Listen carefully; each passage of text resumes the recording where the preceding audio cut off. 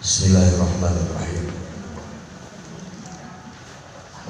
Al-Fatihah ta'ala mana wa huwa ababuna wa aslafuna wa rijaluna wa ulama'una al-amiruna al-mu'minuna al-mukhlisuna annallaha yudkhilu niyatina fi niyatihim wa ulumana fi ulumihim wa akhlaqana fi akhlaqihim wa maqasidana fi maqasidihim wa likulli niyatin sholihah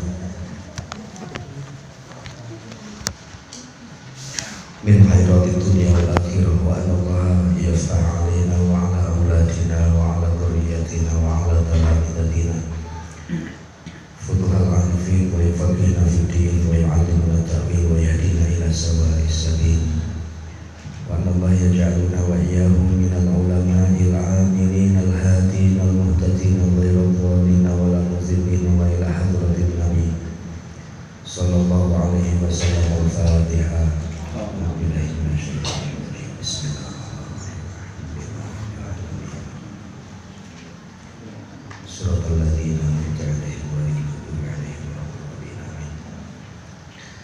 Assalamualaikum warahmatullahi wabarakatuh. Bismillahirrahmanirrahim.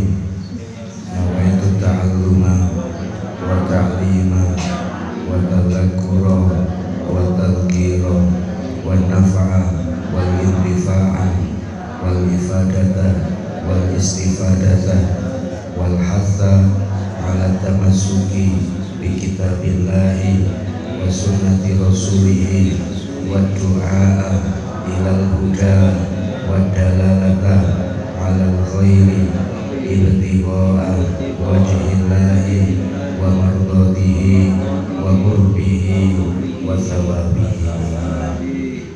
Bismillahirrahmanirrahim. Alhamdulillahirabbil alamin. Assalatu wassalamu ala asyrafil anbiya wal mursalin sayyidina maulana Muhammadin wa ala alihi wa sahbihi ajma'in, amma ba'd.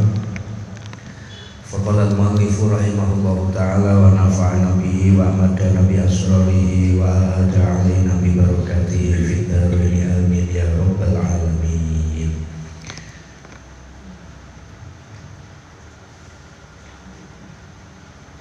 Surat Al-Mutaffifin. Bismillahirrahmanirrahim. Suratul Tatfifi makiyatun utawi surat At-Tatfif utawa surat Al-Mutaffifin iku makiyatun bangsa Makkah temurune. Wa ya utawi suratul Tatfif iku situn ana 6 wa salasuna lan 30 abane ayatan ayate. Surat At-Tatfif turun di Makkah. Jumlah ayatnya 36 ayat. Ada sebagian yang menyebut dengan At-Tatfif, ada lagi yang menyebutnya dengan nama surat Al-Mutaffifin. Bismillahirrahmanirrahim. Wailul lil mutaffifin alladzina idza talu 'alan nasi yastawfun wa idza kaluhum aw wazanuhum yukhsirun. Ala yadhunnu ulaika annahum mab'utsun liyaumin 'azim yauma yaqumun nasu lirabbil alamin. Wailun utawi neraka wel. Wailun utawi neraka wel iku lil mutaffifin tetep keduwe wong kang padha nyudotaken kabeh. Wail itu menjadi khobar, wail menjadi mubtada, lil mutaffifin khobarnya, khobar dari mubtada wail. Setiap khobar yang diawali oleh huruf jar atau dhorof ketika isim menyimpan makna kain iku tetep kedue, artine pasti. Alladzi rupane wong akeh idza dalu kang podo nalika naker sapa alladzina 'alan nasi ing atase menungso iku yastaufuna podo nyampurnakake sapa alladzina. Siapa tatfif itu? Siapa al-mutaffifin itu? Wong-wong sing seneng nyudotaken yaiku wong idza dalu 'alan nasi yastaufun. Setiap kali menimbang untuk dirinya, minta kepada orang lain timbangannya tepat. Dadi lek tuku jaluke pas lek iso luweh. Tapi wa idza galuhum nalikane naker sapa alladzina nakerake sapa alladzina ing nas awazanuhum utawa napa niki nimbangake sapa alladzina ing nas yukhsiruna padha ngurangi timbangan sapa alladzina. Kalau tadi ketika dia berposisi sebagai pembeli jaluke tepat, bahkan lek iso dipunjuli biasanya ngoten. Jadi apa meneh lek bangsa pasukan mak-mak niku lek kadung wong kacek 500 muter sak pasar mulai isu sampai dhuwur gara-gara sak bedo 500 iku lho ya dibaleni balik maneh gara-gara kacek 500 ngono sing njaluk embo. Lek gak ngono gak njaluk embo tapi mbek ngenteni ngono mbek nyobai. Lek tuku apa buah ngono mbek dikudili siji. Tapi niku mboten ibu-ibu tok lah, emak-emak, mboten ibu-ibu tok. Giliran ketika mereka menjadi penjual, mereka tidak mau pas, kudune badi, kudune ojo tepat timbangane. Sak kilo ya dikurangi titik lah, gak sampai tepat sak kilo. Ini disebut dengan al-mutaffifin, yaitu orang yang berbuat curang. Saiki istilah anyar jenenge lek pedagang ngoten nyempar nyandung, nggendong ngendit, kadang maklar barang ngoten iki. Dadi teko kiwa ya oleh, teko tengen ya oleh. Prinsipe moh rugi, kudu badi. Apa ae kudu badi. Bahkan sampai prinsip masan mbek dulur. Lek wis muni dhuwit ya ora ana urusan dulur. Dulur iku gak ngerti, dhuwit iku gak ngerti iki dulur cidek apa adoh iku ora ngerti wong dhuwit. Dadi lek urusan dagang ya wong liya ya wong liya, dulur ya wong liya. Tapi lek urusan liyane ngaku mesti dulur. Niku al-mutaffifin. Ala yadhunnu ana ta padha nyono sapa nas, ana ta padha nyono sapa ulaika mengkono-mengkono alladzina iku annahum ing stuhune alladzina iku mab'utsuna bakal den tangekake kabeh. Mereka tidak pernah menyangka, tidak ada sedikit pun keyakinan lek mben bakale ya dilungkas mati terus ditangekno maneh teko matine. Setelah itu dia juga tidak pernah punya pikiran nandur elek cukul elek, nandur api cukul api. Iku gak ono kabeh prinsipe, sing penting badi, sing penting ono hasile, tanpa berpikir iki halal iki haram. Lek politisi sakniki, ada politisi yang punya gaya bermain dua kaki. Dadi ndek kene ya catane ya diterima karo partai A, ndek kene ya diterima karo partai B. Itu gaya-gaya al-mutaffifin. Maka orang yang semacam ini pada ayat pertama tadi awal niku wis Gusti Allah dawuh wailun, pasti celaka ngoten.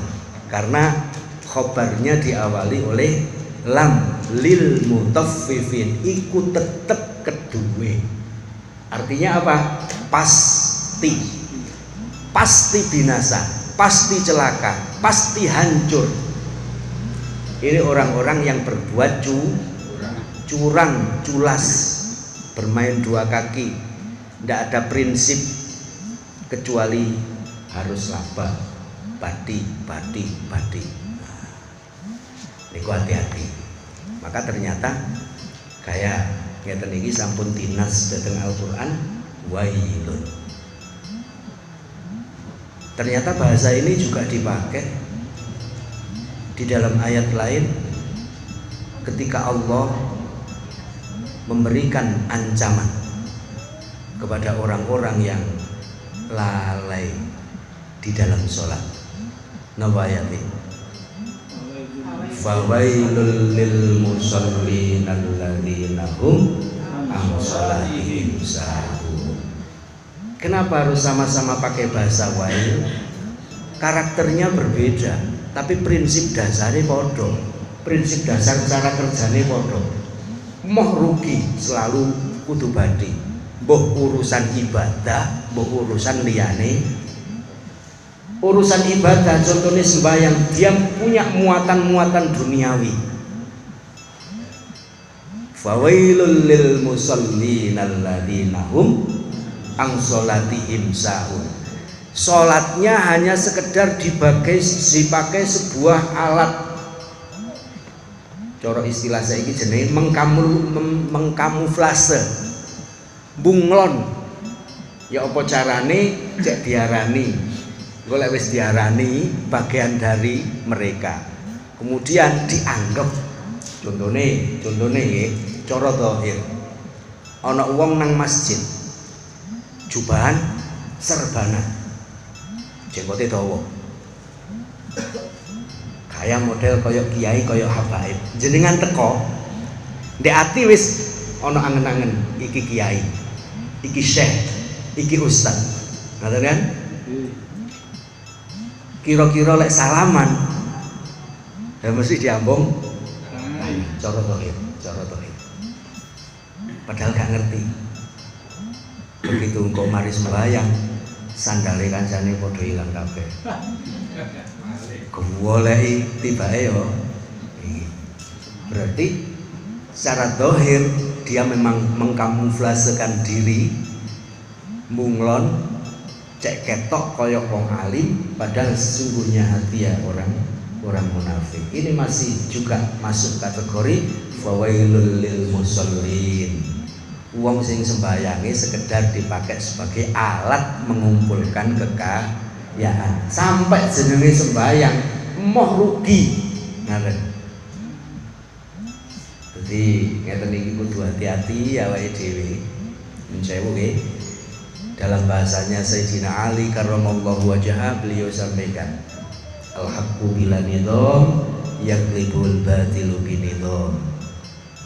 Kebaikan apapun, kebenaran apapun yang kita tidak manage, gak ditoto seapi-api, maka akan terkalahkan dengan kemaksiatan, keburukan, kejahatan yang dimanage dengan baik. Iku artinya apa? Jenengan niat kok omah ngaji, ojo disambi, cek murni niat ngaji yo ngaji, ojo disambi. Lumayan kok ketemu konco-konco tak nggawa dagangan, lumayan. Jadi longgo kepingin ngaji buka kitab, tapi sing diangen-angen yo apa carane yo daganganku payu. Ojo gak usah nyambi, iku gak usah nyambi. Itu yang sekarang punya istilah bermain dengan dua kaki, nyempar nyandung. Napa malih wau? Gendong ngindit terus apa maneh? Nyikut enten malih mboten? Itu. Iki gaya-gaya wong sing materialis. Materialis iku apa sih? Mripate iku mbok jenengan cideki ora gambar wong. Gambar duit. Jadi jenengan cidaki lek wong urip, cirine wong urip iku lek jenengan cidak pasti ada air mata. Cirine wong urip iku lek jenengan cidaki matanya ada airnya, namanya air mata, gak usah metu. Ono ayang-ayange. Percaya mboten? Lek gak percaya jenengan tingali wong mati dibuka, ndak ada air matanya. Jenengan cidak gak ono ayang-ayange. Lah wong materialis iku sampean cidek ketok mripate iku lho. Nek jero ayang-ayange ya rupa duit. Iki saking materialis. Maka ketika sudah niat ngaji ya sudah selesai ngaji. Bahkan sampai tak usah narget ngaji mesti pinter, mesti alim, mesti dadi ustad, mesti dadi kiai. Berarti ngajine kepingin dadi ustad, kepingin dadi kiai, kepingin dadi guru ngaji. Tidak semua. Kenapa? Jangan disambungkan antara usaha ambek hasil. Ojo digabungno antara nandur ambek panen, biar kita tidak kecewa. Urusan nandur iki kewajibane awake dhewe, urusan ngaji berangkat teko omah lungguh rene iku kewajiban, urusan kok pinter temenan, alim temenan, dadi guru ngaji temenan utawa ora iku urusane juragan. Gak usah narket dadi menungso. Tapi boleh kita bikin sebuah planning. Karena dalam prinsip manajemen organisasi ada planning. Kemudian ada eksekusi, executing. Kemudian yang ketiga ada evaluasi. Ini harus. Biar kita bisa mengukur, jangan menarget pasti itu tidak boleh. Dalam ilmu manajemen, planning, eksekusi, evaluasi harus. Ini bagian dari ikhtiar dohir, biar terukur kemampuanku sak kiro. Itu namanya ilmu manajemen. Biar tidak sampai bermain dua kaki, cek nyempar nyandung, cek gendong ilit lalu itu. Biar tidak masuk kategori yang pertama Allah sebut dengan wailul lil mutaffifin, atau yang kedua diancam oleh Allah fawailul lil musallin alladzina hum an salatihim sahun. Ala yadhunnu ulaika annahum mab'utsun. Pasti mereka tidak pernah, dalam benak mereka tidak akan pernah punya pikiran ben sak marine mati urip mana itu gak mungkin ono. Yang ada hanya mumpung urip, mumpung ono kesempatan. Gitu kan? Akhirnya apa? Dunia menjadi tujuan utama. Dunia menjadi tujuan utama. Lah, saya kepingin memberi gambaran jenengan dalam kacamata dunia tasawuf. Ngeten.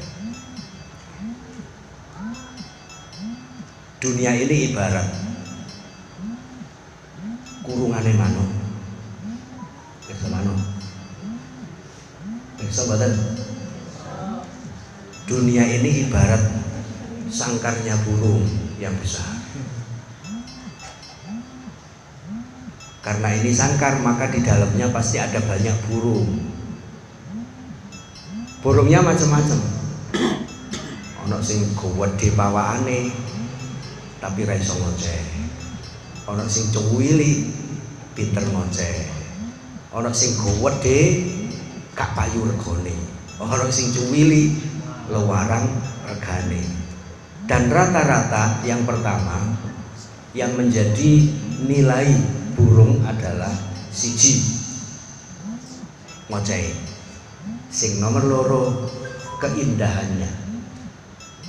Semakin pinter ngoceh masan manu elek parang regane, kak pinter ngoceh tapi wayu utawa ganteng ya larang regane. Kula jenengan iki nek kurungan pasti suatu saat mau tidak mau, siap gak siap, kudu metu teko kurungan. Siap boten metu teko kurungan. Dunia ini ibarat sangkar kurungan. Manuk dikurung niku seneng boten? Seneng boten manuk dikurung? Hah? Seneng boten manuk dikurung? Setiap burung ya, karena dia diberi sayap oleh Allah pasti harus bisa terbang. Tapi karena dikurung dia tidak bisa terbang. Kalaupun bisa terbang, terbatas. Semakin manuk iki dijuju, ditukokno panganan sing enak-enak, sing kualitas, sing mutu, dalam rangka biar apa jenenge ngocehi tambah enak. Engko lek digawe sik menang, engko oleh trofi, oleh hadiah akeh regane larang. Ada yang agar supaya diwai kualitas panganan api iku biar bulunya bagus, cek api, biar tambah indah. Jenenge manuk-manuk hias, juga dalam rangka biar semakin mahal harganya, ngoceh dalam rangka duwe ece akeh, api juga dalam rangka duwe ece akeh. Ada model burung begitu dirumat karo juragane, dijuju terus diwai kualitas iki iku, dikongkon manggung, kongkon iki manut ae seneng. Akhirnya suatu saat ketika pintu sangkar ini dibuka, dia nggak mau keluar karena sudah merasa enak, nikmat, seneng di dalam, ya kan?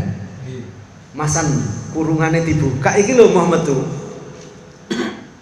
karena merasa sudah dicukupi di dalam nikmat, dia nggak pingin bebas, seneng dikurung. Masan digawe lomba, digawe tontonan. Maka kita juga sama. Ketika manusia ini merasa di dunia nikmat, akhirnya menjadi sebuah tujuan utama dunia ini, maka jangan disalahkan ketika suatu saat sangkar dibuka, fa idza jaa ajaluhum fala yastakhiruna sa'atan wa la yastaqdimun. Moh metu. Mongko wong sing dipaksa kongkon metu sampai karo malaikat Israil. Tangane juragane niki ana manuk kok dipaksa metu moh, akhire dicowekel kan. Diuper-uper nek jero kurungan, akhirnya dicekel mek, ditokno. Tapi dia keluar dengan ketakutan karena dipaksa. Mongko ono model menungso yang ketika dia dipisah dengan dunianya ndak rela, ndak ridho. Cirine apa? Wedi. Ono model gaya wong ketika Allah cabut rohnya itu amat sangat ketakutan. Enten mboten? Cirine biasanya dos pundi? Pak Ten dos pundi cirine?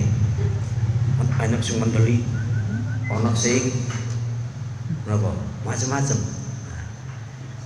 Dia tidak rela, tidak ridho, moh bahkan sampai dipaksa untuk keluar dari dunia, tidak mau. Karena dia dari awal sudah punya prinsip dunia adalah tujuan utama.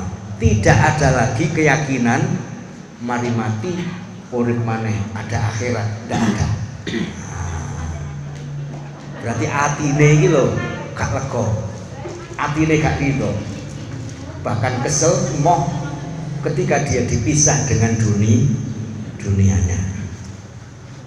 Maka disebut di dalam hadisnya Rasulullah dari Abu Dzar Al-Ghifari, ya Aba Dzar isma syita fa innaka mayyitun. Wahai Abu Dzar, hiduplah sesukamu di dunia, tapi ingat kamu sebentar lagi sudah menjadi mayat. Mayit semerap badan jenengan be apa jenenge tangga seneng, be bojo seneng, be anak seneng. Golek wis bojo mati kok tetep dikeloni. Hah? Awake dhewe iki lho mbek bojo lak koyok-koyok apa meneh sing manten anyar tim padha irenge apa meneh manten anyar ngeten iki jenenge lak pun nate ngrasakno nggih rasane mlaku kaya ora mancik lemah rasane mlaku kaya yo sak-soke nggih dadi ngono rasa sampai seminggu rong minggu iku lho koyok-koyok sikil ora mancik, ora iso mancik lemah. Nguasno wong kaya gak ketok kabeh. Sing ketok apa? Sing ketok apa? Niku. Ya wis. Lek wis manten anyar.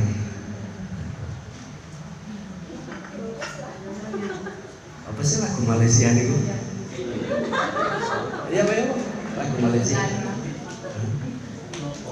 Demi cintaku padamu.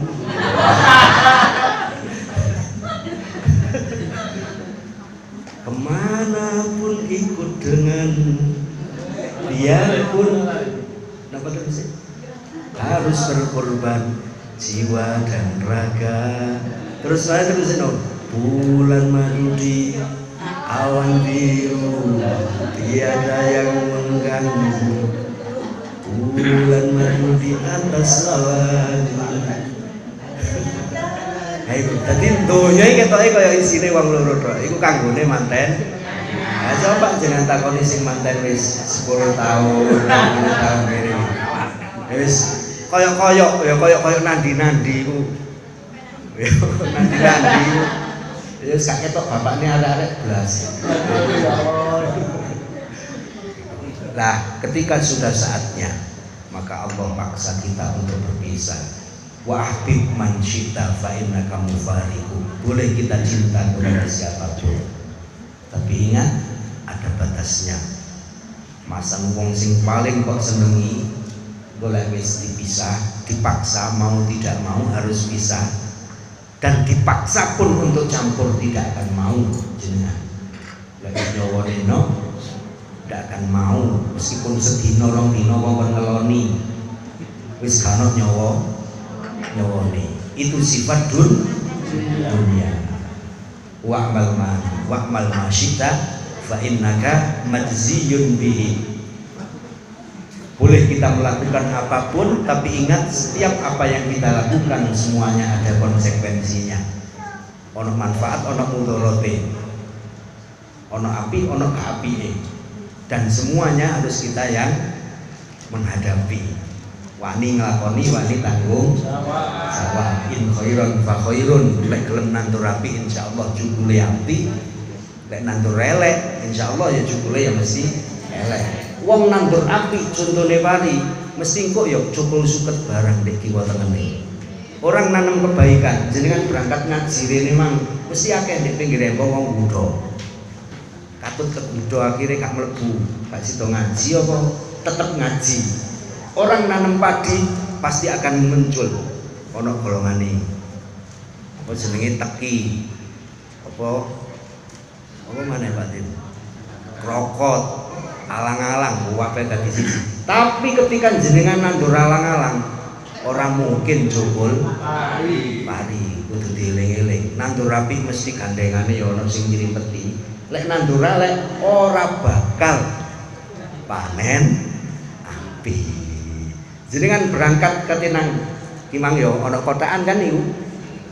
Aku engko wayahe ngaji ting lebokno dhuwit 50.000. Omah wis duwe niat ting lebokno dhuwit 50.000. Mari ngono ndek empong. Aduh kok 50 ya.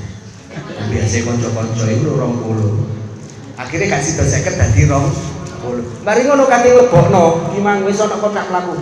Lah kok isine 5.000 apa 10. Akhirnya berubah mana gak 20 jadi 5.000. Padahal jaraknya hanya berapa menit. Tekok ngarep sampai mlebu longgo iku hanya sekitar sekian menit. Iku wis berubah. Jadi niat dari niat 50.000 berubah menjadi 5.000. Nah, iku pintere setan. Wong nandur pari mesti akeh halang-halange. Wong nandur halang-halang ora mungkin diganggu karo pari. Kudu biasa, wis biasa. Wong pengin api iku ya abot, angel. Kepengin istiqomah, kepengin ngaji istiqomah ngrungokno ono ae sing ngejak ngomong. Akhire ngomong ae lali ya, Dik. Gak kroso, gak sadar soalnya. Nah, maka di dalam Al-Qur'an jiwa-jiwa yang koruptif seperti ini tadi diancam oleh Allah dengan bahasanya wailul lil mutaffifin. Well, itu disebut di dalam Al-Qur'an ada 83 kali. Al-Mutaffif itu disebut oleh Allah 83 kali. Sementara wail itu disebut oleh Allah ini Oh, well itu disebut oleh Allah 26 kali. Al-Mutaffif At-Tatfif itu disebut 23 kali. Wailun disebut 26 kali. Maka lebih banyak wail. Ada dalam istilah bahasa Arab, di dalam bahasanya Sayyidah Sarah ketika Allah Subhanahu wa taala di usia Sayyidah Sarah itu mendekati 90 tahun baru diberi kabar bahwa beliau mempunyai bayi. Ya wailata. Ada di dalam Al-Qur'an wailata. Aalidun wa ana ajizun. Mosok aku katen duwe anak wong aku wis rambut ae wis pote, untu ae wis entek. Niku kaget. Waduh, niku lek wong Jawa. Waduh, mosok aku umur meh 100 sik kate di bayi gitu. Maka jangan dianggap wailun pasti jelek, tidak. Jadi iso kaget, iso ancaman Allah berupa neraka wel, salah satu dari jurang yang ada di jahanam, wailun. Yang kedua menjadi ancaman bagi orang-orang yang sholatnya hanya menjadi sebuah kamuflase dia untuk melakukan kemunafikan. Wail semuanya disebut oleh Allah berapa kali tadi? 26 kali. Berarti ini artinya betapa Allah mengingatkan kita dengan ancaman-ancaman berkali-kali. Maka kita harus memahami hati-hati ya, hati-hati. Wail. Kemudian Allah Subhanahu wa taala di dalam ayat selanjutnya, alladzina idaktalu 'alan nasi yastawfun wa idza kaluhum aw wazanuhum yukhsirun. Sifat koruptif itu jangan dianggap hanya ketika berkaitan dengan yang zahir. Sing ketok urusan duit tok mboten. Contoh korupsi waktu. Ada enggak? Waktu kok kena dikorupsi? Kena. Gimana caranya? Hah? Pada ngerti nih soalnya, pada gurune, pada pekerjaannya. Korupsi waktu. Saya akhirnya mau nanya, korupsi nang bojone oleh enggak? Korupsi nang bapak arek-arek oleh enggak? Ibu-ibu niki busum angsal mboten? Angsal sih busum. Iku. Rono lek prinsipe wong wedok kan duweke wong wedok ya. Duwe wong wedok ya nek wong wedok nek wong lanang ya. Iku lah. Iku lek gak pasukan mak-mak kan gak iso. Sampai kalau wau kula pas berangkatan Batu injing-injing mobilan buanter ngoten. Ana arek wedok goncengan ngoten. Napa? Asale teko kiwa niku kuwalem-kalem nengen hati gawe rete. Kuwalem-kalem niku. Dadi mobil sing ana di mburi muandhek kabeh. Ngenteni arek nyuwabrang saenake niku. Gak ngatur. Jalan kembar niku kan rame banter. Lek wong lanang memahami yo anjine. Mak yo wis kate diapane. Jadi gaya-gaya. Tapi jenengan kan mboten ah. Soalnya lah duduk mak-mak. Dan wa idza kaluhum aw wazanuhum yukhsirun. Kalau terkait dengan profesi urusan kinerja, berarti ini bukan kaitannya hanya dengan yang materi, tapi urusannya ambil waktu. Kita korupsi urusannya dengan waktu. Yang ketiga, dulu ketika Rasulullah Shallallahu Alaihi Wasallam mulai hijrah dari Madinah, dan ini menjadi khalfiyah, latar belakang. Al-Quran berarti asbab nuzuli hadhil ayat, menjadi sebab turunnya ayat Al-Mutaffif ini. Kenapa? Karena sebagian dari surat ini, sebagian ulama bilang sing separo iku mudhun di Mekah, sing separo mudhun di Madinah. Ketika Rasulullah baru sampai di Madinah. Beliau akhirnya diwaduli oleh beberapa orang bahwa ada gaya berdagangnya orang-orang Yahudi di pasar Madinah dengan cara kerja yang ini tadi, bermain dua kaki, nyempar nyandung, napa wau niku. Intine prinsipe dia tidak pernah mau rugi. Gaya makelar yang dia tidak pernah mau rugi, bermain dua kaki.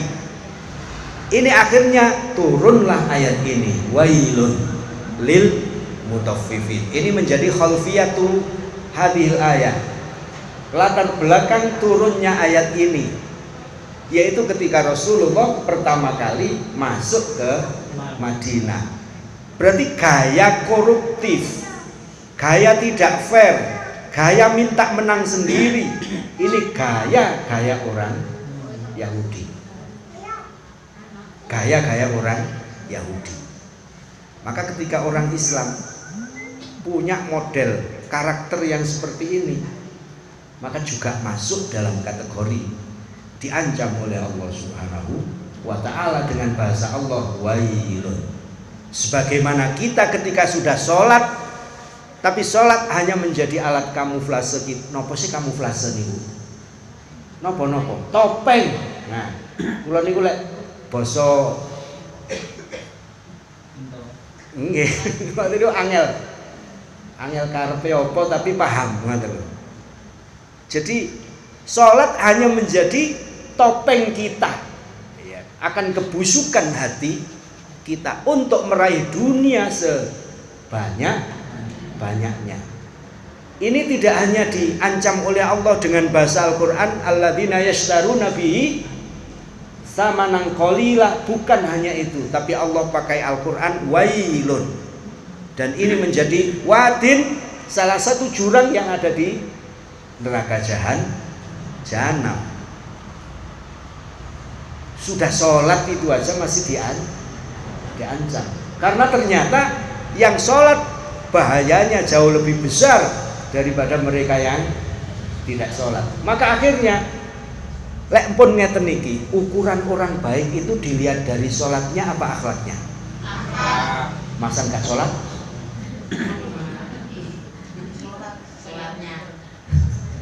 Nopo. Ukuran orang baik itu dilihat dari ibadah dohire, sembayangi, apa akhlaki. Oh, kon milih kok. Kon milih. Pilih mana? Jenengan. Bapake lari-lari sugih duit. Dadi blonjo iku lho. Sampai jenengan nolak-nolak iku lho diwehi terus. Tapi gak sembahyang, ambek utun sembayangi, bahkan ora tau metu teko masjid, tapi ora tau ngomong blonjo. Pilih pundi? Pilih duit apa pilih wonge maksudnya? Pilih duit apa penting pundi? Duit mbek wonge. Penting bleger wonge rasane apa sing penting duwike? Ayo. Mboten jujur ae. Jadi itu. Maka ukurannya jangan melihat materi. Maka Mas Sohen iki lek kongkon milih. Ayu tapi gak sembahyang. Elek tapi sembahyang. Pilih ndi? Iku yo. Oleh. Apa? Ayu tapi kurang ajar. Elek tapi api, akhlake api. Pilih ndi? Mas Oke. Ngene jawabe ngene lek teko kon kowe. Lah lek ne elek diayokno ora iso. Dipuaksa masan dipoles yo elek ae. Tapi urusan akhlak kok kalem-kalem kena ditandani ya. Iku jawabane wong pinter khela. Ono ae. Maka begitulah dunia. Kita ini di dunia disuruh memilih, di mana ada bahasa talbisu iblis, jerat-jerat iblis. Sesuatu yang seakan-akan baik betul cara zahir, belum tentu itu esensinya baik. Kurang mesti hakikate apik. Tapi ada sesuatu yang cara zahir elek disuudoni terus karo wong, tapi sesungguhnya itulah yang baik. Itu yang menjadi apa jenenge kudone awake dhewe itu tergantung awake, tergantung kita semua ini. Maka pinter-pinterlah. Ya apa carane? Maka pakai prinsip gini.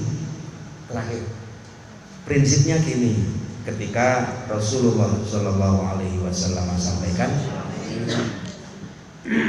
an-nasu kulluhum halka, semua manusia pasti binasa, kabeh menungso habis hancur pasti, illal alimun, kecuali orang-orang yang mau ngaji dan punya ilmu. Kayak ngene iki maksudnya. Wal alimuna kulluhum halka illal amilun. Semua orang yang berilmu semuanya tanpa kecuali binasa, hancur, kecuali orang yang mau mengamalkan ilmunya. Wal amiluna kulluhum halka. Semua orang yang mengamalkan ilmunya hancur. Illal mukhlisun, kecuali orang-orang yang ikhlas. Apa ikhlas itu? Ketika Rasulullah ditanya, ya Rasulullah ma huwal ikhlas? Rasulullah gak bisa jawab. Rasulullah takon nang malaikat Jibril, ya Jibril, ma huwal ikhlas? Ikhlas niku napa malaikat Jibril? Kula mboten semerap, kula tak tanglet Gusti Allah. Maka malaikat Jibril nanya, ya Allah, ma huwal ikhlas? Allah jawab, al ikhlas sirrun min asrari. Ikhlas itu rahasia di antara rahasia-rahasia. Wadi'uhu fi qalbi man uhibbu. Yang aku titipkan kepada orang-orang yang aku cintai saja. Ikhlas itu rahasianya Allah. Jadi gak bisa dibahas. Wah sama ini gak ikhlas. Lek gak ikhlas anggur mulya. Lek gak ikhlas anggur aja amal. Lek gak ikhlas aja sedekah. Siapa yang bisa menilai ikhlas tidaknya? Allah. Karena itu rahasia dari rahasia-rahasianya Allah.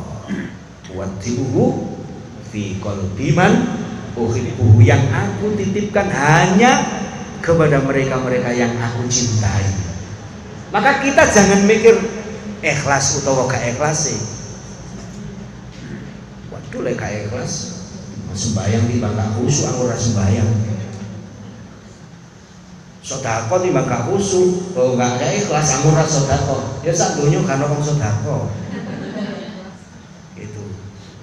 Maka bahasan ikhlas itu bahasanya hati, urusan kita dengan Allah Subhanahu wa taala. Siapa yang punya hak menilai? Hanya Allah. Maka yang kita harus kejar kudu ikhlas gak ikhlas sih, meskipun kudu belajar terus. Apa? Kita menjadi bagian dari orang-orang yang dicintai oleh Allah. Dengan cara apa?